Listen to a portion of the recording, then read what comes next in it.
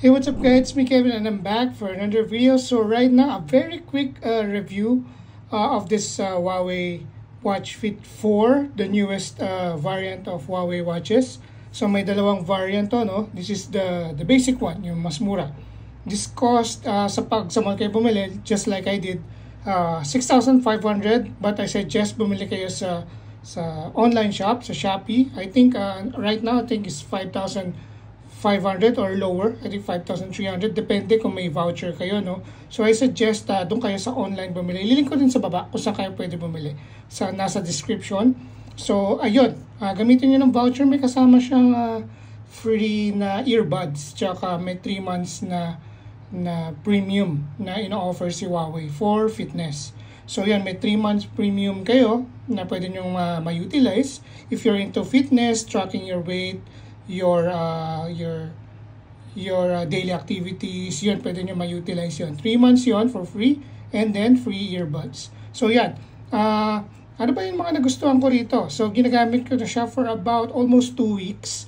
So, yan, once or twice ko pa lang siya na-charge. Depende kasi kinakalikot ko siya, so nauubos talaga yung battery niya. So, yung mga notification ko from the phone, napakadali lang i-sync from my iPhone. No? So, it doesn't matter if you have Android or Apple, very compatible siya. So, no issues there.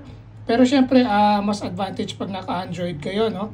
Pwede kayong mag-transfer na music from your phone to here. Yun, may mga advantage yung Android, but not necessarily a deal breaker for me as an iPhone user kasi yung mga features na yun, hindi ko naman na-utilize or nagagamit.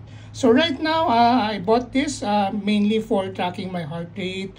Ayan, tracking my steps for the day. Today, I had 6,000 steps. Ayan, yung stand ko, 11 times ako tumayo. Calorie burning for today. So, yan, napalitan ko na yung stock na face niya. No? Maraming face na pwede kayong pagpilian sa store ng Huawei. Meron siyang for free, meron din yung may bayad. So, right now, mga dinownload ko yung mga free lang. So, yan, napakarami niyan. Pwede kayong i-download and then put it in your library. So, ito yung napili ko just to show me everything, no? Yung weather for today, yung temp, yung date, yung time, everything. So, pag notification, i-drag ko lang up. Yan, depende sa kung ano yan, gusto nyong notification. You can customize notifications by the app. Napakadali lang i-pair sa app at napaka-user-friendly niya. So, right now, yung katawan niya is made out of aluminum. So, yan, waterproof siya, splash-proof. So, yan. So, ang difference niya sa Fit Pro is yon, mas mabigat ng konti yon at mas maganda yung build quality, military grade yon. So, yun. So, pwede nyo rin i-customize tong button here. Sa akin, nakaset to sa fitness, no? So, yan, yung cross training, snowboarding, yan, triathlon, elliptical. 100 plus yan na pwede nyo i-customize na workout mode, no? Napakarami. More than enough dun sa mga 95% ng mga people na gagamit itong watch na to. Kahit na you're into sports or you're into just to know the time and monitor your heart rate, ganyan. Ako kasi kinostomize ko when I swipe right, makikita ko yung sleep ko for the night, no? So yesterday I had almost 7 hours of sleep, so that's good. So heart rate, so wala kasi hindi ko siya suot, but you can track daily monitoring your heart rate here. So yan, right again, so you can see that. I'm not sure you can see, masyadong blown out. So you can see your stress level here. Warningan naman yung kayo niyan kung yung stress level nyo tumataas. So yan, breathing exercises. Meron din silang option doon. So yun, ano pa ba? Neutral, yung aking well-being. So yan, i-on nyo yung well-being nyo. If you're normal to neutral for the day or you're really stressed, ipapakita rin niya dito. So, yeah, I'm sorry, masyadong bright yung screen. I'm not sure if nakikita niyo ng maigi. I'm sorry about that. But ito yung daily goals ko, no? So, 11, malapit na ako, 12 na beses ako dapat tumayo per day to exercise, to burn calories. Ayan. Ayan, naka-auto sleep kasi yan pag di ko pinipindot yung screen ko just to save battery. So, ayun. So, malapit na tayo ma-reach yung goal. So, yan, meron din dito yung malalaman niyo kung may eclipse for tonight. Ayan, optional naman yan, yung mga ganyan. So, yan, nakikita ko yung daily tracking ko. So, oras na, anong araw na, yan. So, depende yan sa taste nyo. So, yan. Yung battery nito is really, really, really good. For me, it lasted for about 9 to 10 days of normal usage.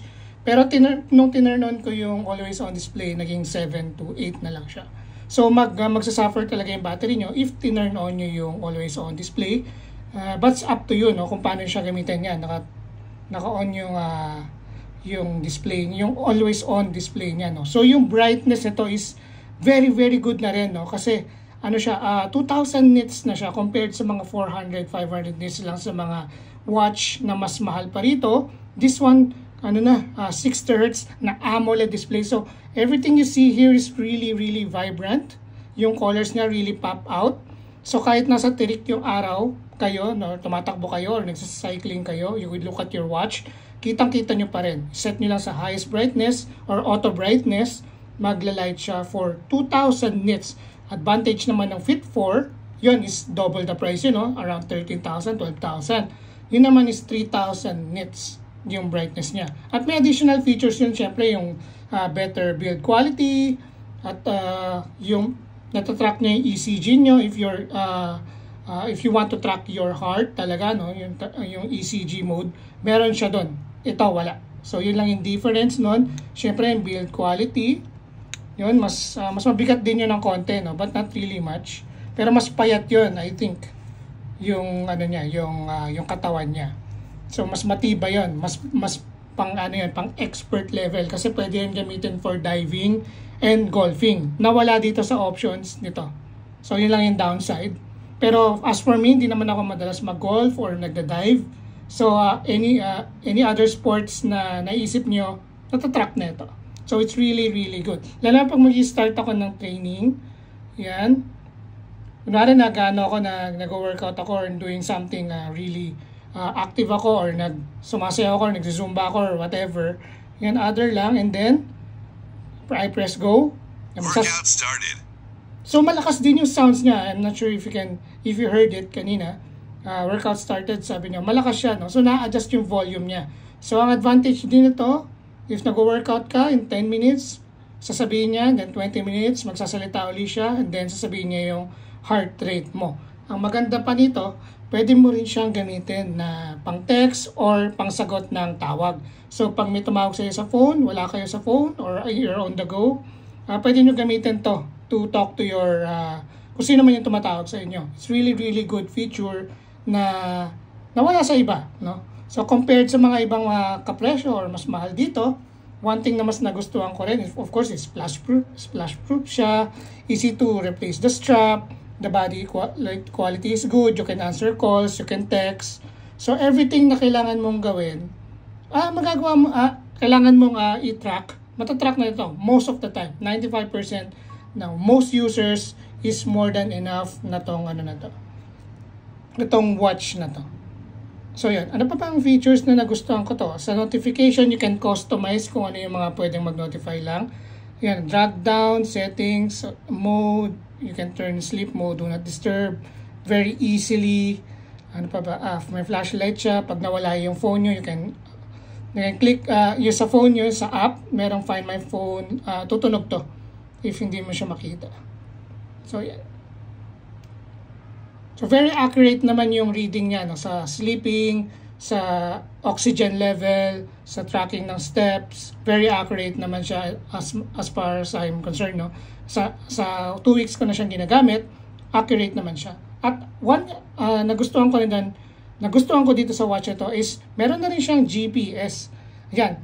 May GPS tracker na to. At compatible siya sa Strava. If you're familiar to Strava app, na pwede nyo i-link tong watch na to sa Strava app. So anything na mariread ng watch nyo, no, if ever you're doing something, exercising or running or cycling, matatrack ni Strava yung details ito from here to there.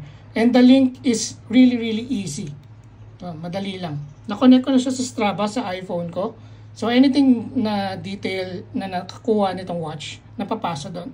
So sa Strava naman, you can track your location, your distance, your speed, whatever. So lahat ng makukuha nitong watch nandun na rin sa Strava. So really convenient to use. Wala akong masyadong complaint dito, no? So madali lang palitan yung strap, as you can see here. Ito yung original strap niya. Pinalitan ko lang. This is the white version.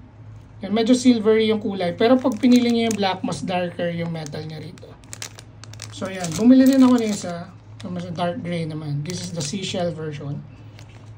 Yeah, 85 pesos lang to. So napakadali magpalit. Though plastic lang yung ano naman ito. So madali naman siyang palitan. Tsaka mura lang yung mga strap. So yun lang guys. If ever may questions kayo regarding this watch, feel free to comment down the comment section below. I'm really impressed by its performance, no? Napakadali lang magpalit ng face. Yeah. As ito yung meron dito yung cut na for your wellness na pwede nyo panoorin. Na overexposed, I'm sorry. I'm not sure you can see it.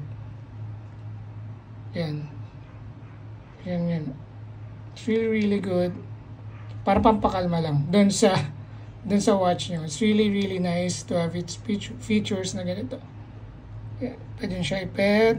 Tapos, pwede nyo kayo mag-download ng, I'm not sure if ilan nyo pwede ma-download, pero ang dami ko na na-download.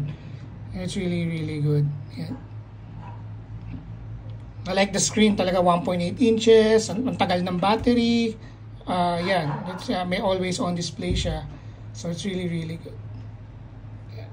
Tsaka gusto ko rin yung haptic feedback niya, no? Pag nagsiscroll kayo, yung feel niya, no? parang iPhone, no? Very tight, very crisp. Very nice yung feel niya. So, pag may tumatawag din, goods din yan.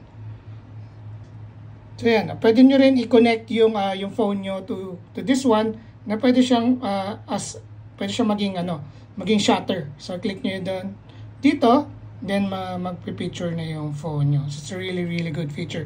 At one thing before I forget, no, pwede nyo rin i-connect yung GCash nyo dito.